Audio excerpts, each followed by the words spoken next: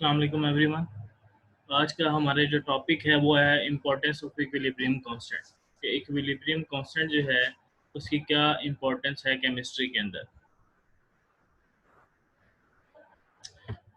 कह रहे हैं कि जो न्यूमेरिकल वैल्यू होती है इक्विलिब्रियम कांस्टेंट की किसी भी केमिकल रिएक्शन के अंदर, और डायरेक्शन जो होती है, ठीक, उसको प्रिडिक्ट किया जा सकता है इक्विलिब्रियम कांस्टेंट की मदद से। उसके बारे में पता लगाया जा सकता है, उसकी वैल्यू के बारे में और रिएक्शन के डायरेक्शन के बारे में कि रिएक्शन आया कि फॉरवर्ड रिएक्शन है या रिवर्स रिएक्शन है।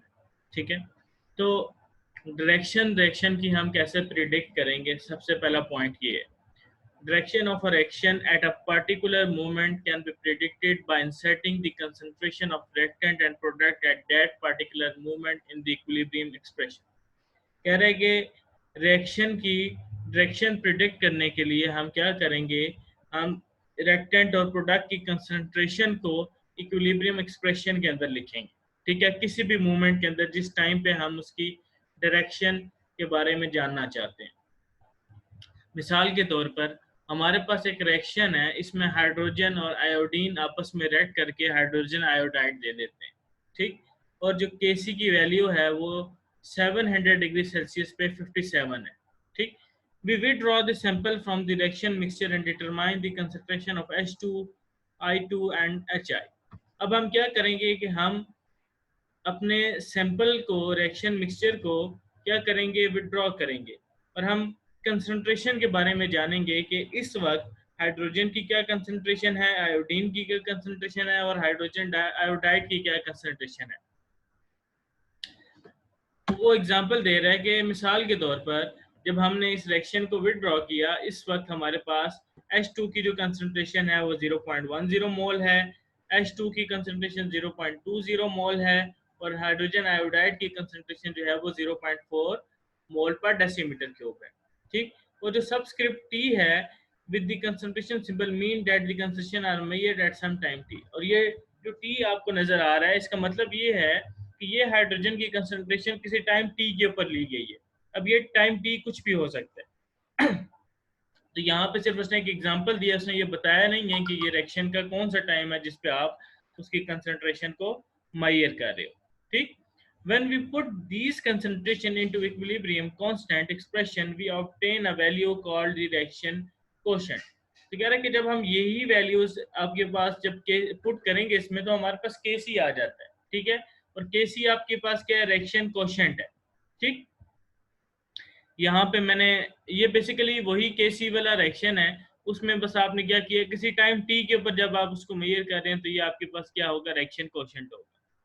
तो ये आपने इसकी कंसंट्रेशन कर ली और आपने जो है वो Qc निकाल लिया। अब Qc आपके पास क्या आ गया, 8 आ गया।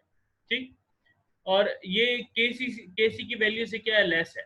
ठीक, the reaction is not at equilibrium, और ये इक्विलिब्रियम पे नहीं है। It require more concentration of product, और इसको अभी मजीद प्रोडक्ट की जरूरत है। Therefore reaction will move in the forward direction. तो इस वजह से क्या होगा कि आपके पास रिएक्शन जो है वो फॉरवर्ड डायरेक्शन में जाएगा। कैसे पता चला? Qc जो है जब लेस देन होगा Kc से, तो रिएक्शन जो है वो फॉरवर्ड डायरेक्शन में जाएगा।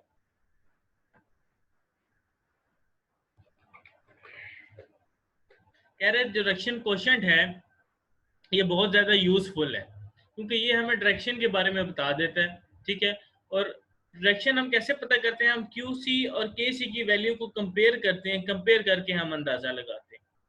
ठीक है, आगे हम 3 केसेस पढ़ेंगे इनके, कि जिसमें हमें पता चलता है कि फॉरवर्ड कब होगा, रिवर्स कब होगा और इक्विलिब्रियम में कब होगा। तो हमारे पास पहला केस ये है कि जब ये Qc जो है लेस देन Kc होगा, तब आपका रिएक्शन जो है वो फॉरवर्ड डायरेक्शन में होगा। ठीक है, अभी हमने पीछे एक एग्जांपल भी देख ली जिसमें Qc जो है वो Kc से लेस था।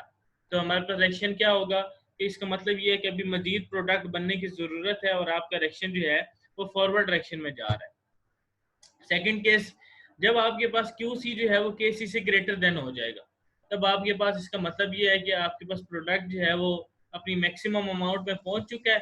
अब आपके पास जो रिएक्शन है वो रिवर्स डायरेक्शन में होगा। ठीक है, तो आपके पास क्या होगा, रिवर्स रिएक्शन होगा। तीसरा केस क्या है कि जब Qc से जो है वो क्या होगा, इक्वल हो जाएंगे दोनों, तो इसका मतलब ये है कि फॉरवर्ड और रिवर्स डायरेक्शन जो है वो इक्वल रेट के ऊपर हो रहे हैं, और अब आपके रिएक्शन ने इक्विलिब्रियम स्टेट को अटेन कर लिया। ठीक है, अब ना रिएक्शन आपका जितना फॉरवर्ड में होगा उतना ही रिवर्स में होगा। तो आप कह सकते हो कि जब QC इक्वल टू KC होगा तो आपका जो रिएक्शन है वो इक्विलिब्रियम स्टेट में मौजूद है। अब ये जो 3 पॉइंट्स हैं ये एक बहुत इंपॉर्टेंट क्वेश्चन आपकी एक्सरसाइज में भी मौजूद है। ठीक है, तो ये आपने याद करने हैं 3 पॉइंट्स।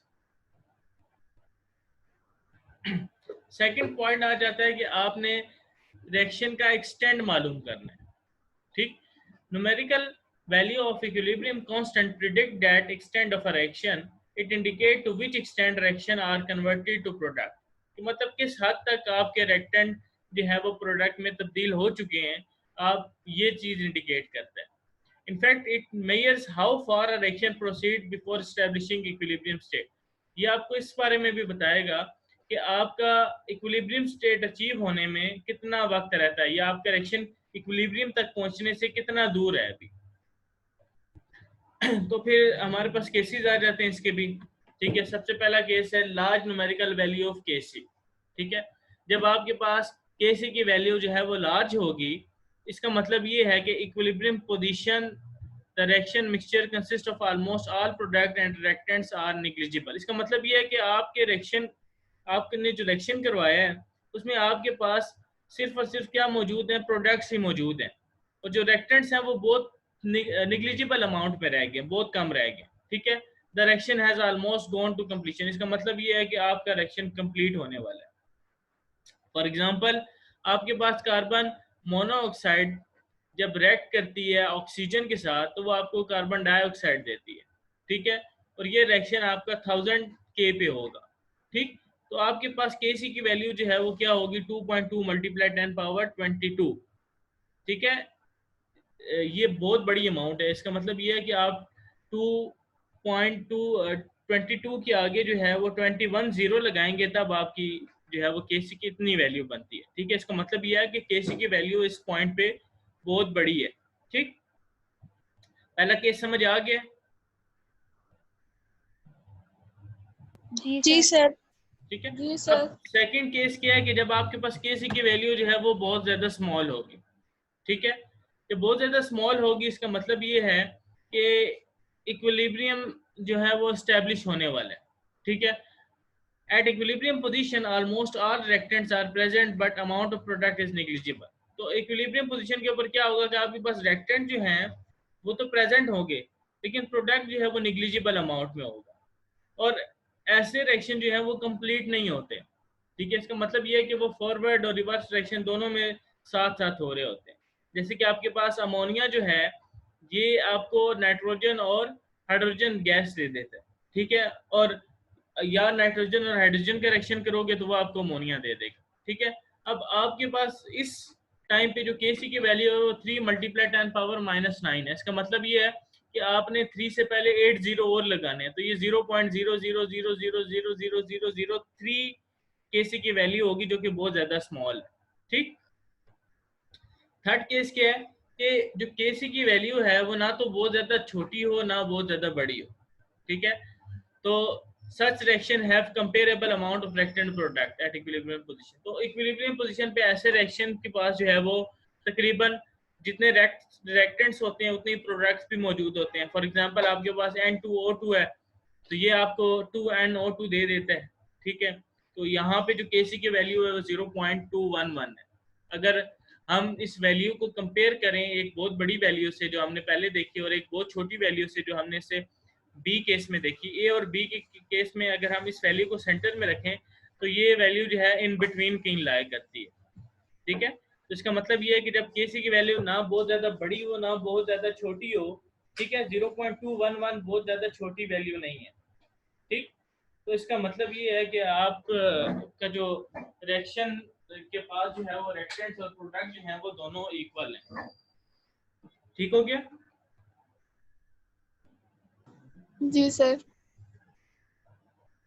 ठीक है, ये आप लाइन अगर इसको रीड आउट करें तो it indicate that the rate of decomposition के मतलब N2O2 जितना डीकम्पोज हो रहा है और जो कंबाइनेशन हो रही है NO2 की तो वो ऑलमोस्ट कंपेरेबल है। ठीक हो गया? अब ये आपके पास एक एक्सरसाइज है जो कि आपने खुद सॉल्व करनी है, ठीक है। और यहाँ पे आपका जो है चैप्टर नंबर 1 कंप्लीट हो चुका है, ठीक। अब किसी का कोई सवाल है तो वो पूछ सकता है। अब आप लोगों का टर्न।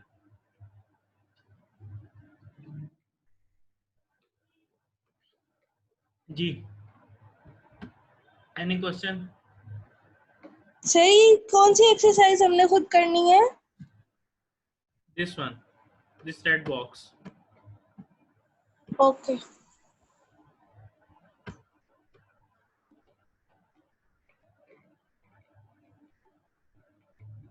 जी, किसी को कोई चीज समझ ना आई हो इस पूरे चैप्टर में?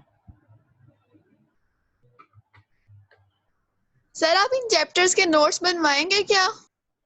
जी, तो ये आप लोग नोट्स बना नहीं रहे?